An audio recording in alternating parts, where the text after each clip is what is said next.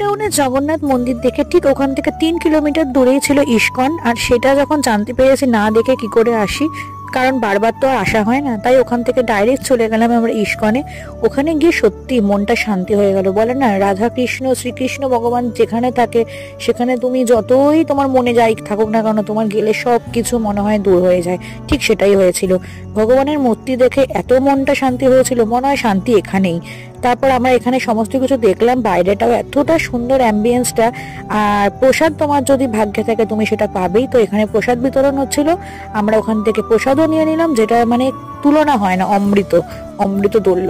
তো আমরা এখানে আজকে সন্ধ্যেটা তো অসাধারণ কাটলো। জগন্নাথ দেবের দর্শন, তারপর শ্রীকৃষ্ণের দর্শন, সমস্ত কিছু দেখে একটা এমন ফিল হচ্ছিল যে আমি মায়াপুর থেকে ফিরছি।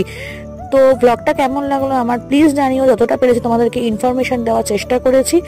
ভালো লাগলে সাবস্ক্রাইব করো। টাটা, সবাই ভালো থেকো, সুস্থ থেকো।